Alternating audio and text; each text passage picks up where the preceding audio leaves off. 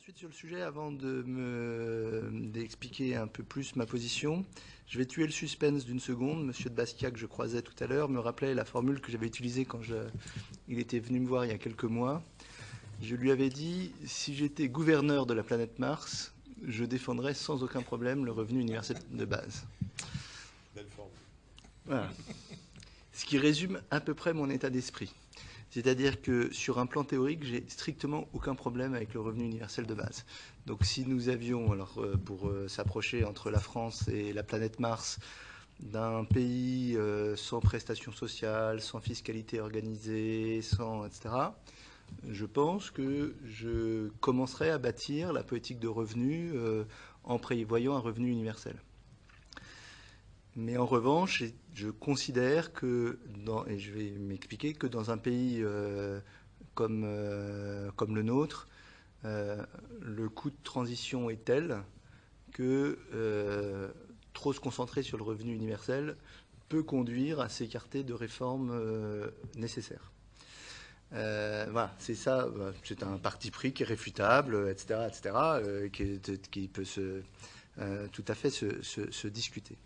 Alors, si je reviens, quels sont les objectifs? Les objectifs, on a lutter contre la pauvreté, on a effectivement faire en sorte que les personnes soient intégrées, et moi je reste de ceux qui considèrent que l'activité est un moyen d'intégration puissant et indispensable, qui a une forme qui est le travail salarié, qui a d'autres formes, y compris l'implication dans la société des volontaires, des bénévoles, etc. Et je pense qu'il y a une troisième chose autour de laquelle on tourne, qui est la simplicité et l'équité du système. Voilà. Donc il y a lutte contre la pauvreté, intégration dans la société avec l'activité, et il y a simplification, lisibilité du. On a en France, depuis pas mal d'années, ce paradoxe que tout le monde connaît, c'est-à-dire qu'on consacre une grande partie de la richesse nationale aux politiques sociales, y compris aux politiques de lutte contre la pauvreté, avec un rendement peu élevé, puisqu'on a un taux de pauvreté qui se situe dans la moyenne supérieure des pays européens, malgré un taux de dépenses élevé, bonjour monsieur le sénateur, et un nombre de prestations très fortes.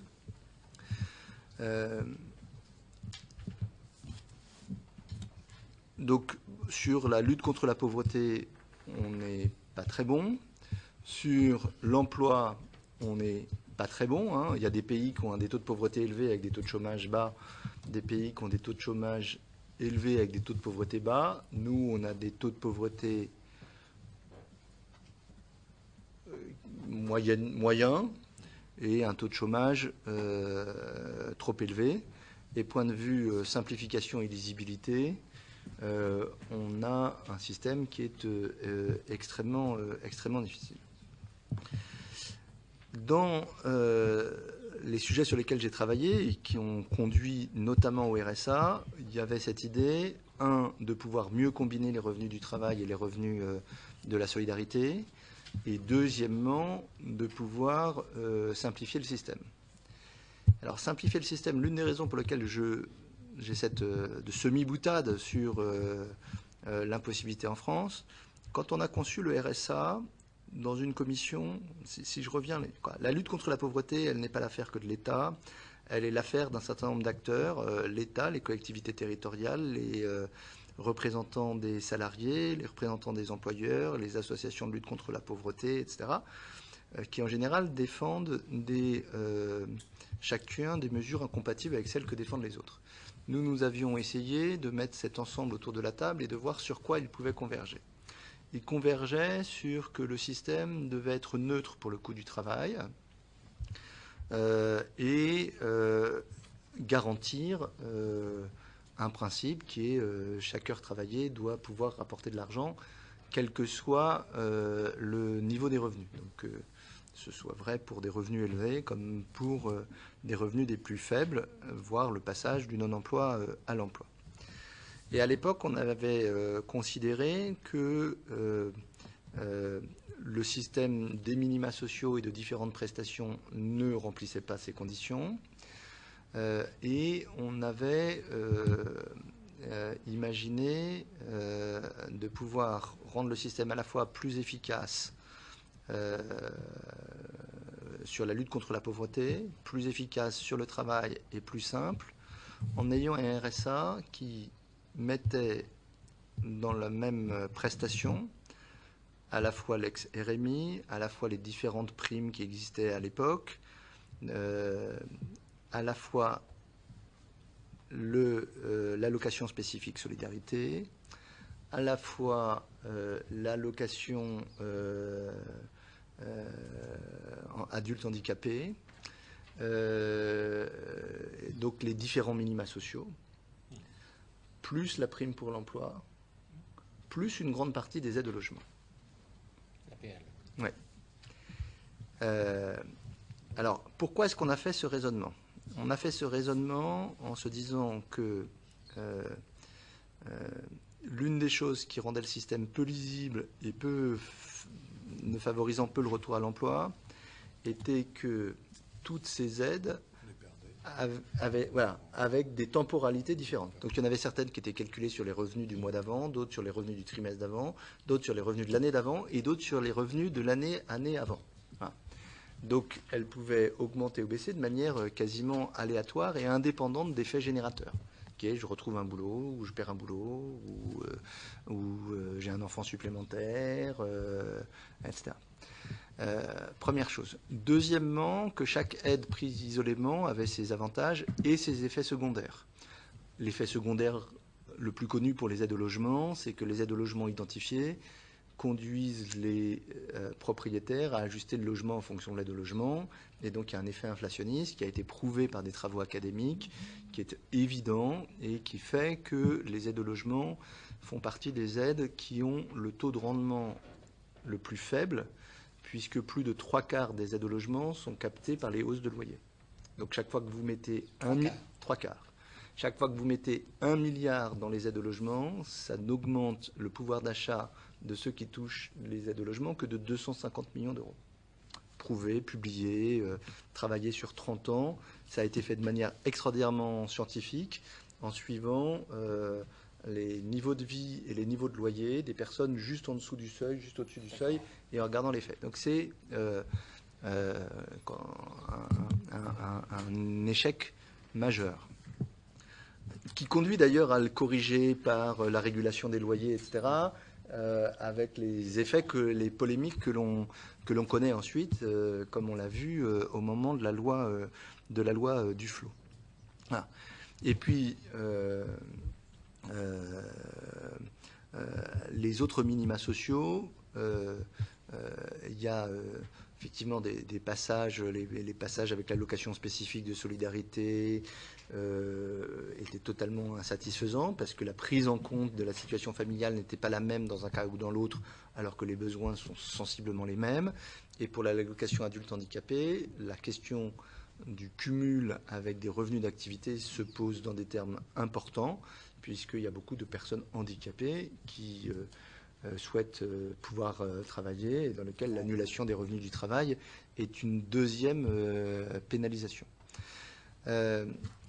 La fusion avec la prime pour l'emploi, elle allait de soi dans les textes.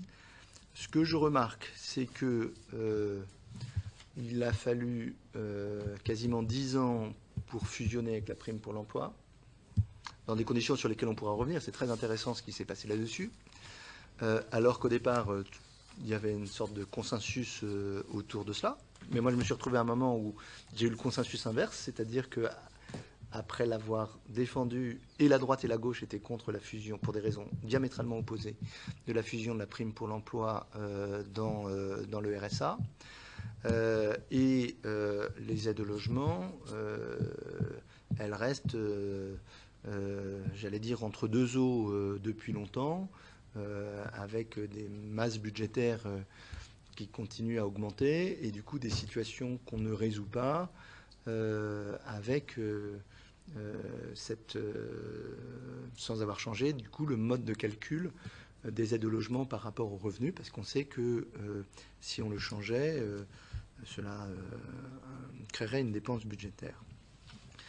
Donc, moi, je pars de l'expérience que le rapprochement et la rationalisation des aides, qui me paraît absolument indispensable, et indispensable encore une fois pour les deux raisons, à la fois pour lutter contre la pauvreté et pour mieux combiner avec les revenus du travail, et dans ce pays, compliqué à faire.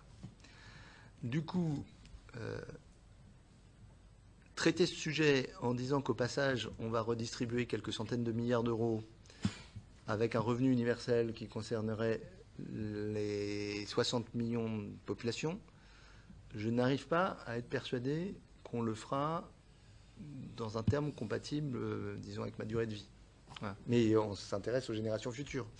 Mais j'ai remarqué que beaucoup, souvent, d'ailleurs, le revenu de base pouvait être défendu, je le dis sans aucune polémique, mais ça m'a beaucoup frappé, par des gens, je ne parle pas du travail sérieux qui est fait ici, mais par des gens qui, par ailleurs, s'opposaient à toute mesure de rationalisation et de simplification du système, voire qui pouvaient, d'un côté, expliquer qu'ils étaient contre le système des minima sociaux et pour un revenu de base à 750 € pour tout le monde tout de suite. Voilà. Comment ? On trouve dans différentes catégories. Voilà. Mais te sens pas visé. comment ? Pas du tout. C'est pas Monsieur Desessarts. C'est pas Monsieur Desessarts. Donc moi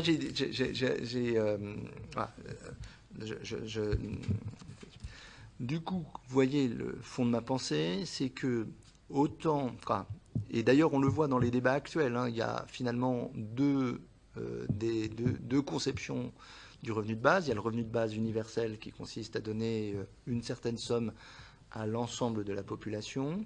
Et puis, il y a l'idée de faire en sorte que on rationalise, on simplifie, on harmonise les revenus qui restent des revenus de solidarité et qui ne deviennent pas un revenu de base. Et donc moi, je suis plus proche de la deuxième approche que de la première approche. Je le suis d'autant plus, d'une part, pour les raisons que j'ai dites, que cette approche me paraît nécessaire et je pense qu'on perd et de l'argent et des résultats sur la pauvreté et des résultats sur le travail en ne le faisant pas. Et que deuxièmement, j'ai toujours été gêné dans les arguments sur le revenu de base. Je comprends le raisonnement intellectuel qui conduit à dire que s'il y avait revenu de base, il pourrait y avoir une pression positive sur le coût du travail qui pourrait abaisser le coût du travail, puisque grosso modo, quelqu'un qui a déjà le revenu de base ne pourrait avoir, pour pouvoir vivre dignement, plus qu'à le compléter, etc. Je me méfie quand même parce qu'il faut quand même prélever beaucoup pour pouvoir redistribuer beaucoup. Donc, à ma connaissance, mais j'avoue, comme je l'avais dit aussi, du coup, mes doutes sur le revenu de base font que je me suis jamais consacré, que je n'ai jamais consacré beaucoup de temps aux détails du revenu de base. Mais ce qui m'a souvent gêné dans la défense du revenu de base, c'est de dire que